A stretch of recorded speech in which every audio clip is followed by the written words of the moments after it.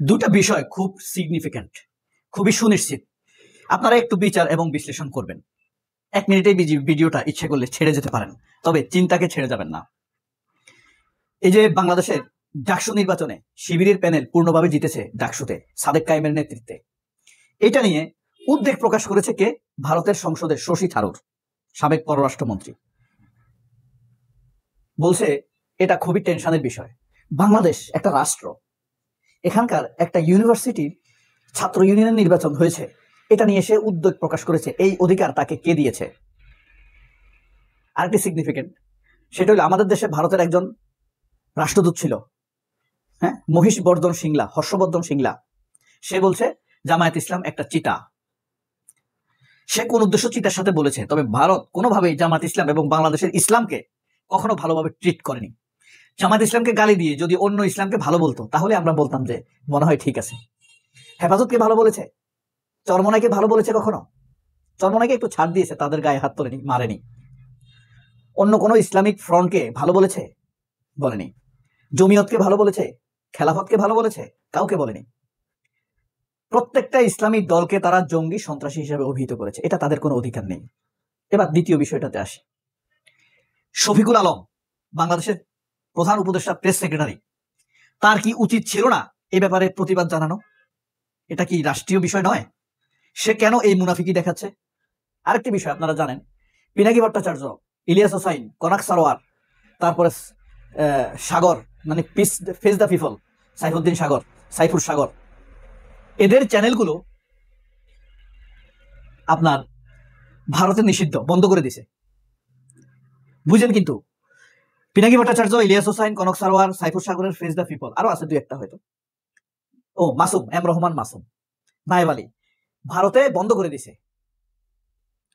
তার মানে এই চ্যানেলগুলো বাংলাদেশের ব্যাপারে ভেরি পজিটিভ। এই ব্যাপারেও এই শফিকুল আলম কোনো ব্যবস্থা নেয় নাই। বাংলাদেশের টেলিভিশন চ্যানেল কলকাতাতে দেখা যায় না, কিন্তু কলকাতার চ্যানেল এখনো বাংলাদেশে দেখাচ্ছে। এই ব্যাপারে শফিকুল আলমের কোনো উদ্যোগ নাই। এই যে মাহফুজ আলম উপদেষ্টা, তথ্য উপদেষ্টা, তারও কোনো উদ্যোগ নাই। এরা কি করে? এগুলা কি মেজর ইস্যু নয়? দ্বিতীয় ইস্যুতে আসি। এই যে আমাদের আসিফ মাহমুদ উপদেষ্টা, সে নীলা মার্কেটে হাঁস খাইতে গেছে, তার ঘরে 12 কোটি টাকা পাওয়া গেছে, সেও মুখের কাছ থেকে 7 কোটি টাকা চাঁদাবাজি করেছে। এই যে এগুলা বারবার মিথ্যা সংবাদ প্রচার হচ্ছে, কখনো কি দেখেছেন শফিকুল আলমকে প্রতিবাদ করতে? একটা বারও সে প্রতিবাদ করেনি।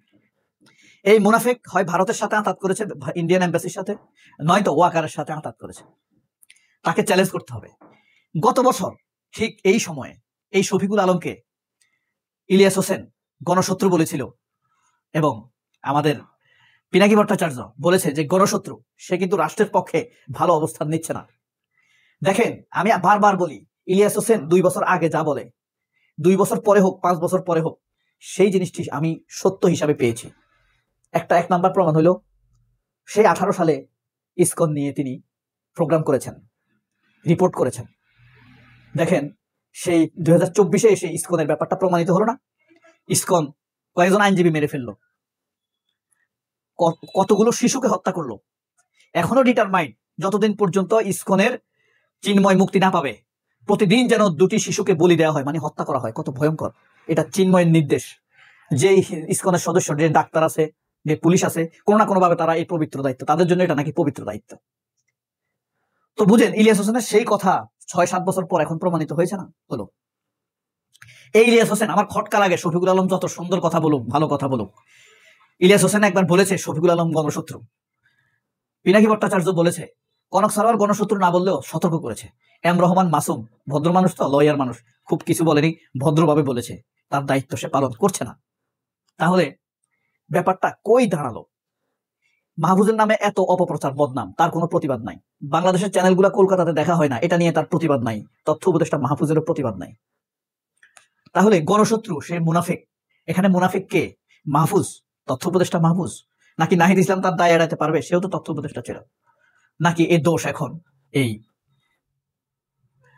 বর্তমান তথ্য মাহফুজের, নাকি শফিকুল আলমের, নাকি ভিতরে ভারতীয় চক্র এদের নির্দেশকে বাস্তবায়ন হতে দিচ্ছে না? কোনটা? কোন একটা তো হবে। যদি তারা না পেরে থাকে, তারা বলুক।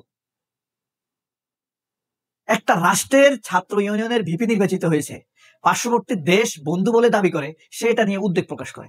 22-23 বছর 24 বছরের পোলাপান ছাত্র, তাদের জন্য উদ্বিগ্নতা প্রকাশ কি? এটা ইসলামোফোবিয়া না? বাংলাদেশের বিরুদ্ধে ইসলামোফোবিয়া ছড়ানো, অথচ সে নাকি পণ্ডিত, সেকুলার পার্সন, প্রগতিশীল। আমি তো দেখছি হিন্দুত্ববাদে, ডাইনামিক হিন্দুত্ববাদে ভরা। ডাইনামিজম মানে ডাইনামিজমের আড়ালে হিন্দুত্ববাদের প্রচার করে সে। তার আসলে মারাত্মকভাবে চরিত্র খারাপ। সে আগে একটা বিয়ে করেছে, এরপরে সুনন্দা পুষ্করকে বিয়ে করেছে, 2012 সালে এই সুনন্দা পুষ্করকে হত্যা করেছে। পরে সেই হত্যাকাণ্ডকে আত্মহত্যা বলে চালিয়ে দিয়েছে। মন্ত্রী ছিল, কিছু করা যায়নি।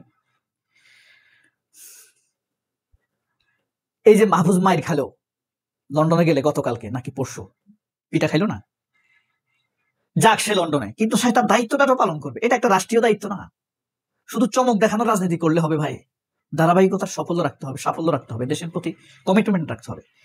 এই যে সবচাইতে মারাত্মক হলো, এই যে শশী থারুর শিবিরকে নিয়ে যে উদ্বেগ প্রকাশ করেছে, হর্ষবর্ধন শ্রিংলা বাংলাদেশকে নিয়ে, সে পররাষ্ট্র সচিব বর্তমান, যে উদ্বেগ প্রকাশ চিতাভাগ বলেছে, এটা নিয়ে কি রাষ্ট্র, সরকার, শফিকুল আলম তথ্য উপদেষ্টা শক্ত প্রতিবাদ জানানোর দরকার ছিল না? তারা কিন্তু জানায় নাই, দায়িত্ব পালন করে নাই। আমরা অপেক্ষায় থাকবো খুব দ্রুত তারা যেন প্রেস রিলিজ দিয়ে শক্তভাবে